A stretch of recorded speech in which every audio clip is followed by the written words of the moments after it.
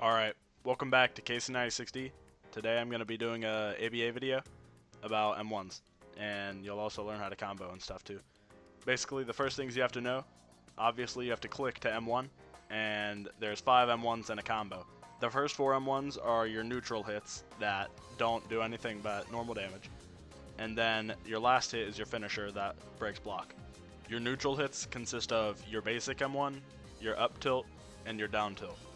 And then your finishers consist of kick away, down slam, up fling, and drop kick. Your basic M1 is basically what you will use the most.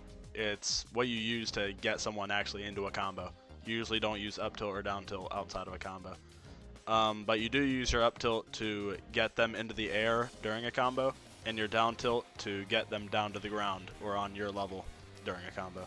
But you can also do them in and out of combos. Anyways, in order to do an up tilt, you have to M1 while holding space. So during a combo, just hold down click and then tap your space bar, and it'll do one M1 that's an up tilt and bring them into the air. And then to down tilt, all you have to do is just be in the air and then M1. It'll just do a little kick downwards. Now, moving on to the finisher M1s.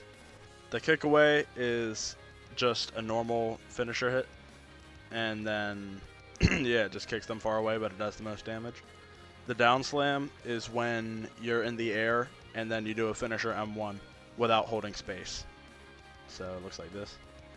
Then the up fling is when you're on the ground but you hold space for the last M1 and it flings them up. That's why it's called an up fling. And then the drop kick is when you're mid-air and you use space. So it kicks them like away. Drop kick. So the reason it's important to know what exactly your M1s do is because positioning is like almost as important as damage. So if you want to continue a combo, the down slam is probably the most useful because it maintains a really close proximity and gives you enough time to use a combo extender and keep the combo going. But if you want to just maximize damage because you have no cooldowns, you should probably just do the kick away because it does 8 damage and gives you a lot of space so you can get your cooldowns back. If you want to get good at landing M1s, you have to understand that countering an M1 is the best way. Basically, there's a 367 millisecond delay between M1s, but the windup is only 233 milliseconds. This means that there's a tiny sliver of time where you can counter, and that's around 134 milliseconds. If you block an M1, as soon as you block it and you see that it's blocked, you want to M1 back. What I like to do, I like to hold block and then like hold my M1 button. So as soon as I block someone's M1, I just let go of block and it clicks and M1s. Also, the M1 hitbox is bigger than it looks.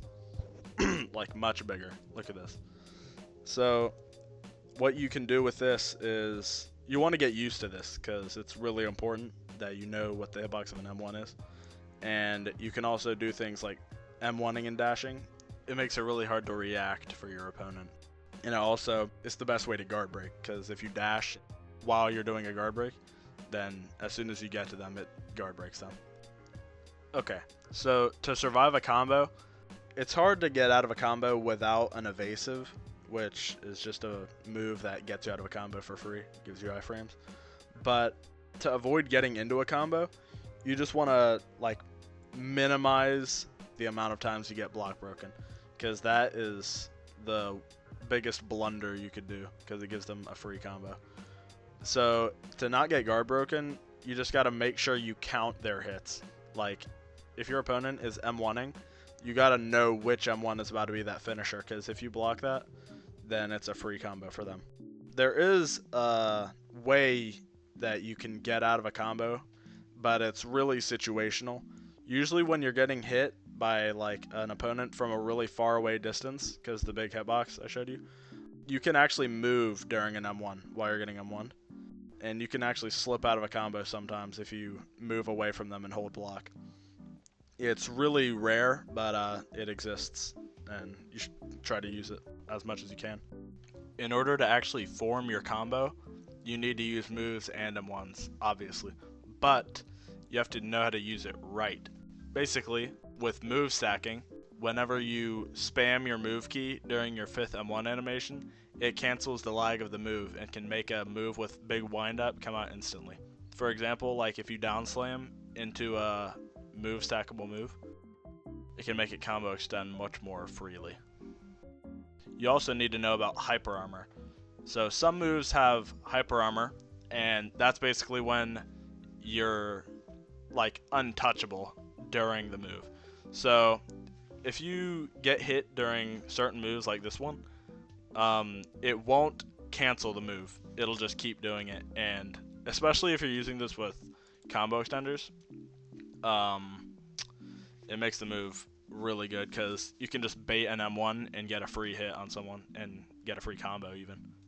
Okay, well that's about it, but I do have some tips and tricks for you to know extra, just so you know about them. So there's the ladder, which is pretty important. Basically, if you up tilt someone into a combo and then keep holding space, you can keep M1ing them midair, and yeah, it's pretty useful for maintaining a combo suspended in air, so that you can use certain aerial moves and stuff. There's also M1 delaying, where if you wait like a fraction of a second between your clicks instead of just holding, it can stall out time for you to get your moves back. Like if your move is almost off cooldown, you can M1 delay and get it back and then start another combo even. But yeah, that practically does it. That's all the stuff you need to know to get good at M1ing in ABA. This is my first video in a year, so I'd appreciate it if you liked and maybe even subscribed. I'll be doing some more videos more often. Thank you for watching.